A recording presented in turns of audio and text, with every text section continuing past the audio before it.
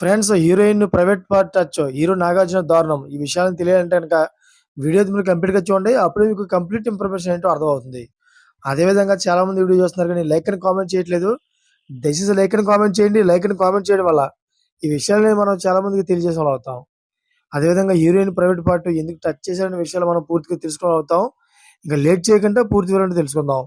Friends cinema ఇండస్ట్రీలో కొన్ని కాంబోలు చూడడానికి చాలా ఇంట్రెస్టింగ్‌గా, సరదాగా, ముద్దుగా ఉంటాయి. మరీ ముఖ్యంగా అలాంటి కొన్ని కాంబోలు హిట్ అయితే చూడాలి అంటూ ఎప్పటినుంచో ఫ్యాన్స్ వెయిట్ చేస్తూ వస్తున్నారు. అలాంటి ఒక కాంబోని నాగార్జున, నదియా వీళ్ళిద్దరూ కూడా స్టార్సే. పెద్ద స్టార్స్ ఫ్యాన్ ఫాలోయింగ్ కూడా వేరే లెవెల్‌లో ఉంటుంది. అయితే వీరిద్దరి కాంబోలో సినిమా రావాలి. కానీ అది మిస్ అయింది. ఆ సినిమా మరేంటో కాదు 'సోగ్గాడే చిన్నాయన'. యెస్, ఇద్దరి కాంబో అదిరిపోతుంది. నాగార్జున లుక్స్, నదియా అందం బాగా మ్యాచ్ అవుతుంది. ఈ సినిమాలో నాగార్జున చాలా డిఫరెంట్‌గా కనిపిస్తాడు. మరీ ముఖ్యంగా రొమాంటిక్ హీరోగా కూడా నటించి మెప్పించాడు. సీనియర్ ఏజ్ వచ్చాక రొమాంటిక్ పాత్రలో నటించడానికి స్టార్స్ పెద్దగా ఇంట్రెస్ట్ చూపించరు. కానీ నాగార్జున మాత్రం చాలా అవలీలగా నటించి మెప్పిస్తాడు.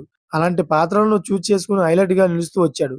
అయితే ఈ సినిమాలో ముందుగా రమ్యకృష్ణ పాత్రలో నదియా అనుకున్నారట. కానీ నదియా అలాంటి రోల్ చేయడానికి ఒప్పుకోలేదట. ఈ సినిమాలో ఒక సీన్‌లో నాగార్జున రమ్యకృష్ణ నడుమును గిల్లుతాడు. రొమాంటిక్‌గా టచ్ చేస్తాడు. ఆ సీన్ చేయడానికి ఒప్పుకోలేదట నదియా. ఆ కారణంగానే ఈ సినిమాలోని ఆమె కాకుండా రమ్యకృష్ణను పెట్టుకున్నారంట మేకర్స్. ఎందుకంటే ప్రైవేట్ పార్ట్ టచ్ చేస్తాడనే భయంతోటి ఒప్పుకోలేదట ఆ నటి. Thank for watching friends.